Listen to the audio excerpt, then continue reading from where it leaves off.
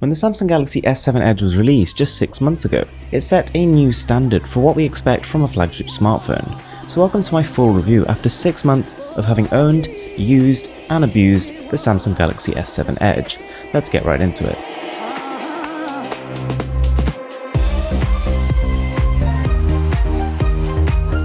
With an RRP of $700, the S7 Edge is clearly playing no games. Samsung has targeted the smartphone at the very upper echelon of the smartphone market. It's an ultra premium flagship device. But how does it hold up? The phone is claimed to be made with only the best quality materials, and it definitely feels that way. From the metal edge to the Corning Gorilla Glass 4 front and rear, it certainly feels high-end. I remember when I first unboxed the smartphone, I pretty much fell in love with it.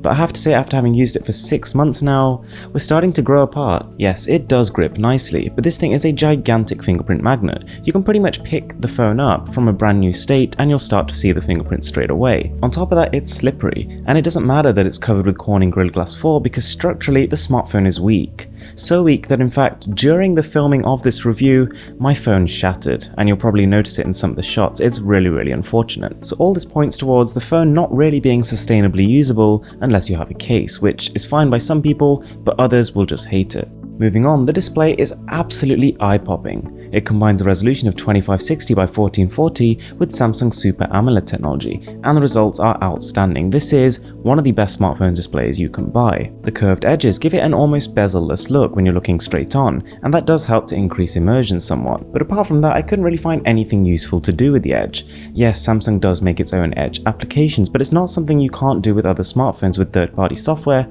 and it's quite memory intensive. On the bright side, since they went full overload with the Galaxy S4, Samsung has seriously trimmed down the amount of software they're bundling in with this, and they've only stuck to the core apps, and they have been optimized quite well. Whilst I have to say I'm not a big user of S Health and S Voice, I did test them out and they do work as expected. Whilst it won't be one of the first phones to get Android 7.0, we are running Android 6.0.1 and a 7.0 upgrade is guaranteed. Nonetheless, even straight out the box on totally stock settings, the Galaxy S7 Edge flies in terms of the UI performance. And this is not only because TouchWiz has been made a lot lighter and more optimized, but also because under the hood, this thing is a monster. With an Exynos 8890 and 4GB of RAM, it chews benchmarks to pieces, scoring 110,000 on Antutu. It slices through the UI, through internet browsing, and even through games. And as you can imagine, having had the phone for 6 months now, I've played a fair few titles on it. With every single 2D, 2.5D and 3D game, you can be sure that if it's not going to run on the S7 Edge, it's not going to run on any other device either. This is the pinnacle of power when it comes to smartphones, and combined with that beautiful display, this is undeniably one of the best mobile gaming experiences available today. We've even got the fastest 4G Lte Connection, as well as microSD card support up to 2TB, so you can store as many games as you want, and you shouldn't really worry about losing signal when you're playing. On top of that, the battery is an absolute monster. At 3600 mAh, I was easily reaching into the second day. Unfortunately, the S7 Edge is just not perfect, and one of its big downfalls is this thing right here, the speaker. Considering it's made to be a media consumption device, it was such a disappointment that the S7 Edge has such a low volume, that it sounds tinny, and that it pretty much has no trace of bass whatsoever.